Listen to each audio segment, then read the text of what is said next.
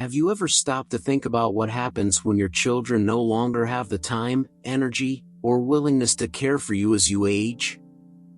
Or have you ever wondered if living with your children or in-laws might turn out to be more challenging than you anticipated? In this video, we're going to dive into the harsh realities many older adults face when they decide to live with family, and why sometimes the best choice for your happiness, peace of mind, and overall well-being is to choose independence over living with loved ones. As you watch, you'll learn about the emotional and physical toll that relying on your children or in-laws for care can take, especially when misunderstandings, neglect, or a lack of respect begin to creep into the relationship. We'll also discuss the crucial steps you can take to protect your sense of dignity and inner peace as you grow older. Though living with family might initially seem like the easier or more supportive option, maintaining your independence, no matter how tempting family may seem, is often the wisest and healthiest decision. Throughout this video, you'll hear real-life stories along with expert insights on how to navigate the complexities of aging, the dynamics that come with family relationships, and why setting healthy boundaries is so important. As we explore these sensitive topics, you'll find advice on how to preserve your happiness and maintain healthy, respectful relationships with your family members, while ensuring your later years are filled with peace, dignity, and contentment. By the end of this video, you'll have a clearer understanding of how to navigate these often difficult situations, safeguard your emotional well-being, and make informed decisions that will help ensure that your golden years are filled with respect, peace, and joy. Stick with us as we explore the valuable life lessons that will help empower you to live life on your terms, no matter what stage of life you're in. If you enjoy the content, I encourage you to subscribe to my channel and turn on the notification bell so you never miss out on future videos. Your support means the world to me, and if you found this video valuable, please consider liking and sharing it so that we can continue spreading these important lessons. Also, if this topic resonates with you, feel free to comment one below. If you don't agree or have suggestions on how I can improve, comment 0, so I can continue to enhance my content and bring you the best possible videos. Now, let's jump right in. Helen had always prided herself on her independence, but as she got older, she began to feel that living alone was no longer as practical or safe as it used to be. The fear that if she were to fall ill or have an accident, her children, who lived far away, might not be able to come to her aid quickly enough started to weigh heavily on her mind. After some thought, she started considering the idea of living with one of them. She decided it was time to discuss her future living arrangements, so she called her 2 children, Mark and Emily, together for a serious conversation. Mark, her son, suggested something that Helen hadn't expected. He proposed that she move into a nearby nursing home, where there would be other residents her age to connect with, and where she would have constant care. The facility would take care of all her needs, everything from meals to daily activities. Moreover, the nurses and doctors were always on hand to help her if she felt unwell. The environment was comfortable and well suited for her age. But Emily, her daughter, immediately disagreed. "No, Mom, I don't want you in a nursing home," Emily said firmly. "It's just not right. People will talk, and they'll say your children, sent you to a nursing home. That's just not how it's supposed to be." Emily suggested a different plan. She proposed that they hire a maid to take care of Helen at home, arguing that it would be more convenient. She said that Helen could have anything she wanted cooked without restrictions, and they could visit her easily. But Helen wasn't convinced. While she understood Emily's suggestion, the idea of hiring a maid to live in her house made her feel uneasy. She didn't want to be burdened with a stranger in her home, and she feared that if she fell ill, the maid might not treat her as she deserved. She had read too many disturbing stories online about elderly people being mistreated by caregivers, and those stories haunted her thoughts. Finally, Emily came up with a compromise. "Let's do this," she suggested. "Mark and I will take turns taking care of you. You can stay with each of us for 1 year at a time." Helen thought this was a fair solution, one that would allow her to spend time with her grandchildren and enjoy family life. She agreed, but with one condition. She said to her children, "I won't be a burden.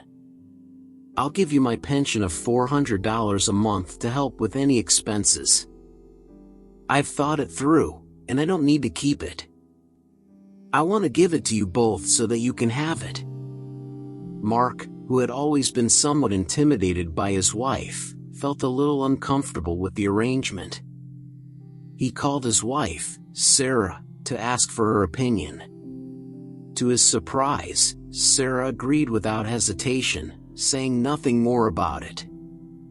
Helen was taken aback by her sudden, seemingly unbothered acceptance. She wondered to herself, why is Sarah being so accommodating? Could it be because she's after my pension? Despite her doubts, Helen decided to move into Mark and Sarah's house. She thought, "I'm giving them all my pension. My living expenses are minimal, and the rest belongs to them. Surely they won't make things difficult for me." However, it didn't take long before Helen began to regret her decision. The reality of living with Mark and Sarah quickly became unbearable. She said, it felt as though living at their house was like a never-ending cycle of discomfort and humiliation. The house had 3 bedrooms, 1 for Mark and Sarah, 2 for their children, and there was no space left for her. She had to sleep on the sofa in the living room, which was next to the hallway. She had to take her blankets outside during the day to dry them on the balcony, and at night, she had to wait for everyone to finish watching TV before she could finally make her bed. Helen's sleep was constantly disturbed. Every time Mark or his children walked down the hallway or into the bathroom, she could hear every movement. It felt like she had no privacy, and the constant noise made it hard to relax. Sarah, who had always been somewhat frugal, bought groceries sparingly. When she bought meat, it was only a small amount, and it was mostly reserved for the children because they need the nutrition. As for Helen and Mark, they were expected to make do with vegetables. Even the fruit Sarah bought was kept in the bedroom, away from Helen, who had no access to it. Helen couldn't help but feel frustrated. "I give them everything I have, my pension, my savings, and yet they don't even provide decent food," she thought. She was giving them her pension to help, but it didn't seem to be making a difference. Despite her discomfort, she didn't feel like she had the right to speak up. She didn't want to cause trouble or create conflict in their home. Then, one day, Helen overheard a conversation between Mark and Sarah that made her blood boil. She had been in the garden looking for some peace when she returned and overheard her daughter-in-law speaking to Mark. "Mom eats so much," Sarah said. "We didn't used to spend much on bread or vegetables, but since she moved in, we have to buy so much more food. She eats as much as 2 people." Mark didn't say anything, he just stayed silent. Helen felt a wave of anger and humiliation. "I raised my son, and now he's treating me like this," she thought. That night, she couldn't sleep. The pain of betrayal weighed heavily on her heart, and she realized just how much she had underestimated the challenges of relying on her family for care. The next morning, she made a decision. She told Mark, "I've been staying here for 6 months, and I think I'll go stay with Emily for a while. It'll be more comfortable there." Helen packed her things and moved to Emily's house, hoping that things would be different. She arrived, and to her surprise, Emily was warm and welcoming, even buying her some delicious food, which made her feel a lot better. Emily's husband, David, was kind and treated her well. But once again, Helen overheard a conversation, this time between Emily and her granddaughter, Lily. "Why does Grandma live here?" Lily asked. "She already has a son. Shouldn't we be taking care of Grandpa instead?" Emily, clearly upset, scolded Lily and slapped her, which made the situation even more uncomfortable. Lily stormed off and didn't return to school for a few days. The entire family had to search for her, eventually finding her at a friend's house. Helen realized that even at Emily's house, she couldn't stay long. So she returned to her own home, exhausted and disheartened by everything that had happened. "No matter where I go, my home is truly my home," she thought.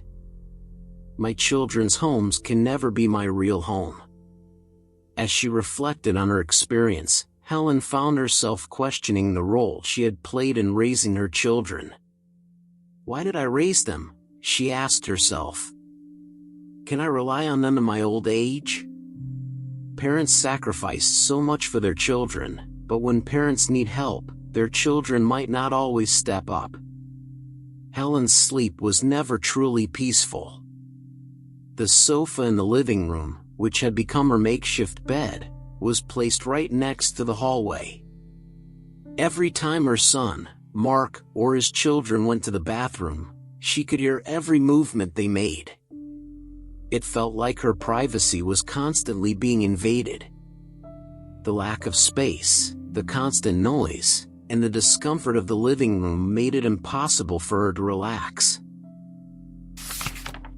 But what hurt the most was the way her daughter-in-law, Sarah, managed the household. Sarah was incredibly frugal, and it seemed to Helen that she was doing everything she could to stretch every dollar. Whenever Sarah bought groceries, she would only purchase a small amount of meat, maybe half a kilogram, and stretch it over several days. Sarah would cook for the children first, saying, "They need the protein. They're growing." As for the adults, Helen and Mark, they were only given vegetables to eat. Even the fruit Sarah bought was kept out of sight, taken into the bedroom and stored there, away from Helen's reach. Helen couldn't help but feel frustrated. "I'm giving them everything I have, my pension, my savings, and yet they won't even buy decent food," she thought. "I think they're saving all the money for themselves." Despite her discomfort and mounting resentment, Helen didn't dare speak up. She didn't want to cause tension or create conflict in the household. She kept her feelings to herself, trying to make the best of an increasingly painful situation. However, one day, as she wandered down to the community garden to pass some time and talk to the neighbors, she overheard a conversation that made her blood boil. She had been hoping to find a moment of peace, but when she returned to the house, she heard her son, Mark, and Sarah talking in the kitchen. "My mom eats so much," Sarah said, clearly annoyed. "We didn't used to spend much on bread or vegetables, but since she moved in, we're buying so much more food. It's like she eats as much as two people." Helen froze, listening in shock. Mark, always avoiding confrontation, didn't speak up, he just stayed silent. Helen's anger surged. "How could they say such things about me?" she thought. "I've given them my pension and tried to help in whatever way I can, and this is how I'm treated." But she didn't say anything right then. She had to bite her tongue and hold back the tears. The humiliation cut deeper than she could express. That night, Helen couldn't sleep. The weight of the words she'd overheard haunted her. She lay awake, staring at the ceiling, feeling utterly humiliated. I raised them both with love and care, and this is how they repay me? I sacrificed everything for them, and now they've turned out to be so ungrateful, she thought bitterly. The next morning, she knew she couldn't stay another day in their house. She told Mark, "I've been here for 6 months now, and I think I'll go stay with Emily for a while. It'll be more comfortable there." With that, she packed her things, took her bank card, and made her way to her daughter Emily's house. As she left, she told herself, after all, a daughter is a daughter. Surely Emily will treat me better than Mark has.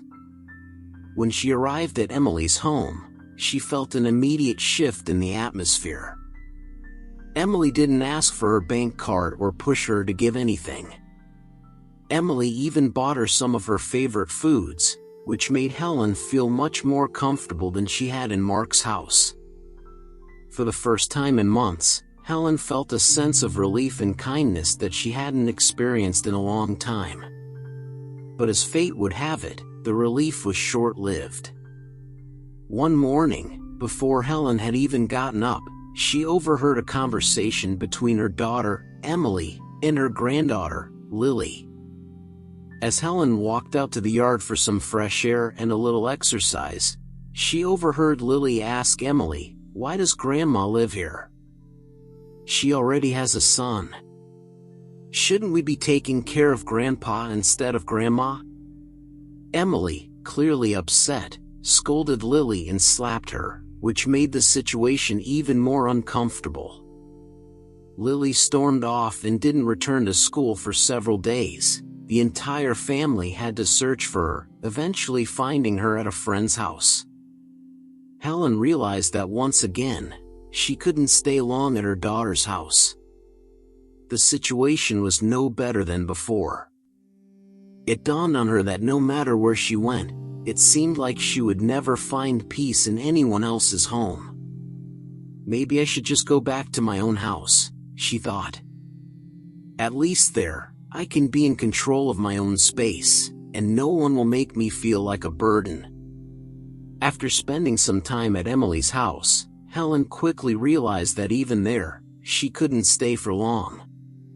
The tension between family members had grown too much for her to handle. Feeling emotionally and physically drained, she finally decided it was time to return to her own home. She thought to herself, in the end, my home is still my home. No matter where I go, no one else's home can ever be the place where I truly feel at peace. My children's homes can never be my real home. As she settled back into the familiarity of her own space, she found herself in deep reflection. Why did I raise my children? She pondered. Did I do it all in vain? Can I depend on them now that I need them the most? She realized that despite the sacrifices she had made for them throughout the years, when the time came for her to face difficulties, her children had not always been ready to step in and offer the help she needed. She knew that most parents, out of love, dedicate their lives to their children, often sacrificing their well-being to ensure their children's happiness and success. Yet, when it came time for the parents to be supported in return, the response from their children might not be as forthcoming as expected. For Helen, this realization was a bitter pill to swallow, but it shaped her understanding of the realities of aging and the complexities of familial relationships.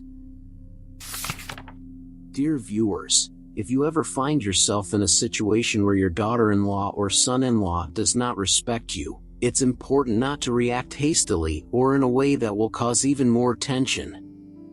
The relationship between parents and children is naturally strong, often because of the deep blood connection. Even when there are disagreements, there is usually a way to work things out and maintain family harmony. But the relationship with your daughter-in-law or son-in-law is different. When there are repeated conflicts with them, it can lead to serious estrangement, and it may even start to affect the stability of the marriage.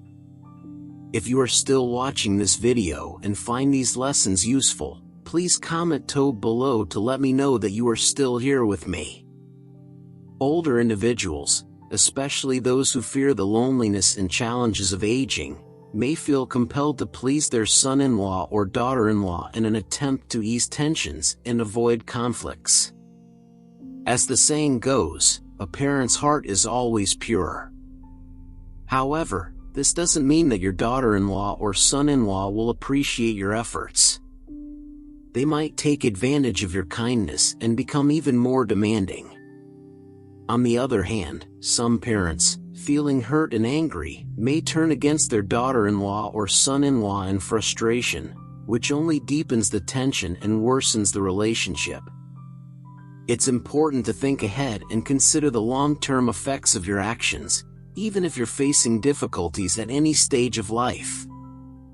It's critical not to act on impulse or extremes. If your daughter-in-law or son-in-law is being disrespectful, don't rush to retaliate or to try and please them.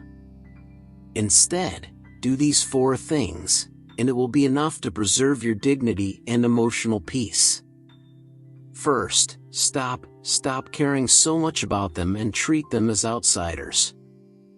In the beginning, it's natural to treat your daughter-in-law or son-in-law like your own child, but if they're showing disrespect, it's time to stop considering them as a part of your inner family circle.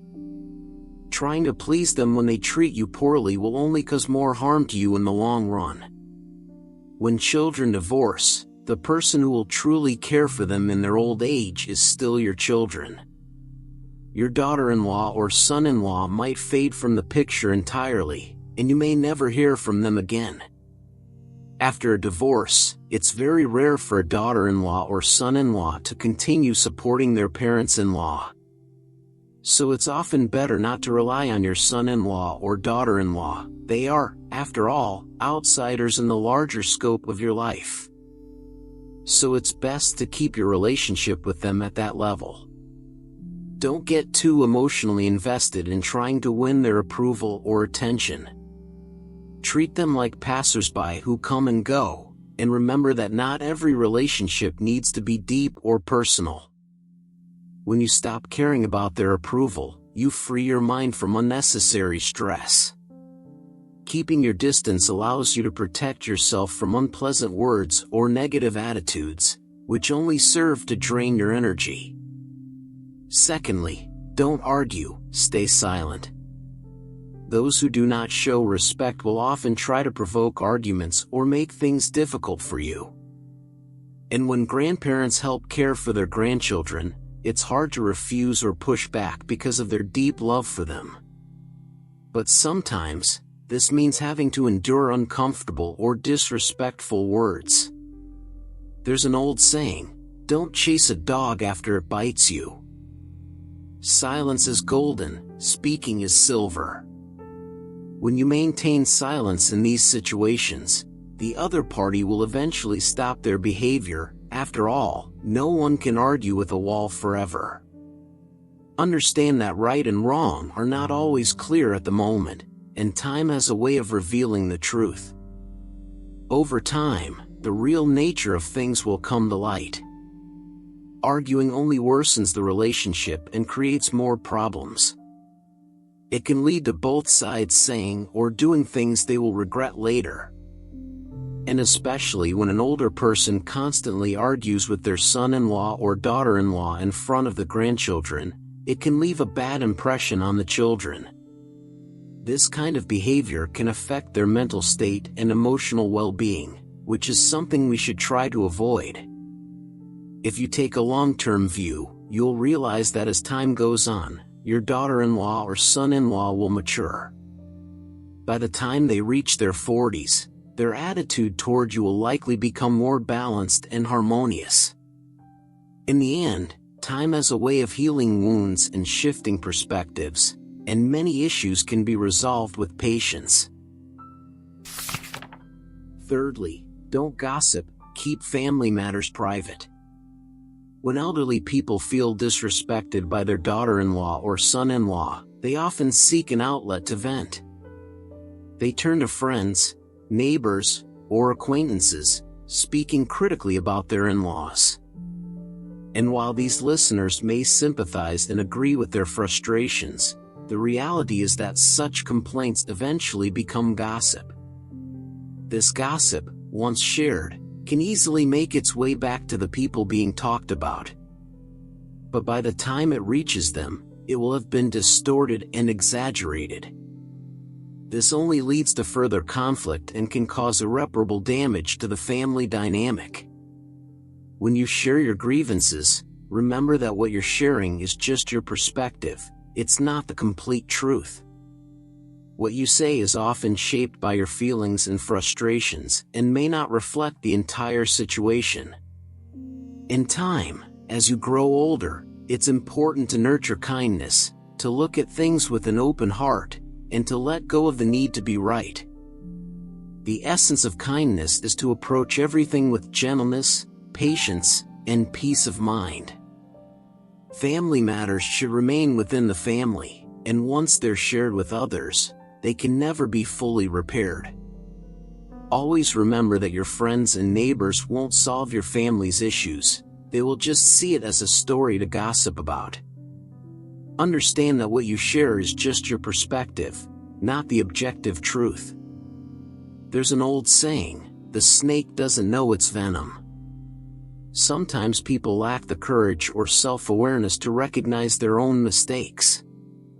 If you find yourself in a situation where you're frustrated or upset, take a moment to reflect, did I make any mistakes? If so, it's important to correct them. But if the fault lies with the other person, learn to accept that as well. As you age, it becomes essential to nurture kindness, which means approaching everything with gentleness, an open heart, and a peaceful mind. Your family problems, after all, aren't something your friends or neighbors can fix. They'll only hear your side of the story, and over time, they'll turn it into a tale to gossip about. When you talk about your life, make it a habit to say, everything is fine, everything is good. It doesn't mean you have to hide your true feelings, but it helps to avoid burdening others with your family issues. Keeping your concerns private will help maintain peace, not just for you but also for the people around you. If you are still watching this video and find these lessons useful, please comment 3 below to let me know that you are still here with me. Fourth, don't rely on others. Take care of yourself as you age. When your daughter-in-law or son-in-law doesn't show respect, depending on your children to care for you in your later years becomes much more difficult. It's important to recognize that in many families, the words of a spouse have more impact than anything else. Children may want to help, but if their spouse disagrees or offers many reasons not to, your children will likely abandon their original intention. Everyone knows that you spend more time with your spouse than with your parents. In the end, children will prioritize their relationship with their spouse over their parents. Many children, even if they've had a close relationship with their parents, may gradually distance themselves as they grow older. So prepare yourself emotionally for the possibility that you might not receive the kind of care or attention you hoped for from your children in your later years. Live frugally and don't spend all your money. Start saving a little each month to build a retirement fund. Living independently in your senior years requires self-reliance. Exercise to stay healthy, take care of your meals, and manage your household chores. Don't depend on anyone for your care. If at some point you find that you can't take care of yourself anymore, rather than staying in your son's house, constantly facing your daughter-in-law's dissatisfaction, consider moving to a nursing home if your finances allow. Another option is to hire a caregiver. Having money and a home are vital for your well-being as you age. Financial security will provide you with the freedom to make decisions about your care without depending on others. It's far safer to have savings and a contingency plan than to rely on your children, as their situations may change over time. Ultimately, respect must flow in both directions. No one should be forced to bow down to anyone else, and no one has the right to criticize or control others.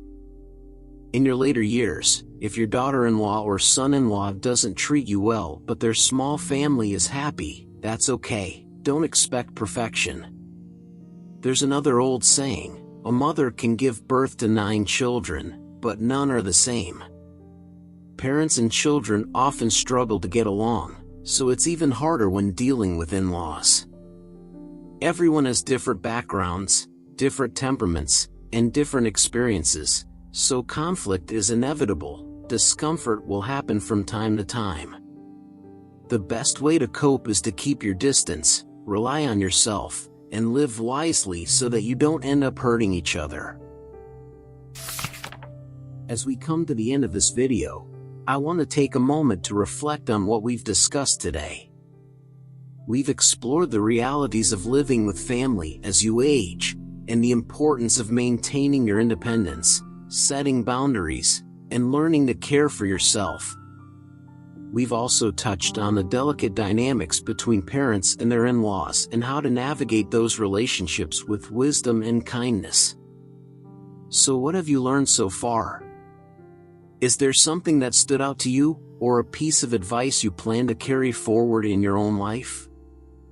I'd love to hear from you. Please comment below with one thing you've learned in this video that you will bring into your own life. If you enjoyed this video, don't forget to leave your comment below, like the video, share it with those who might benefit, and subscribe to our YouTube channel so you don't miss any of our upcoming content. Your support means so much to us. Thanks for watching, and remember, take care of yourself, because you deserve it.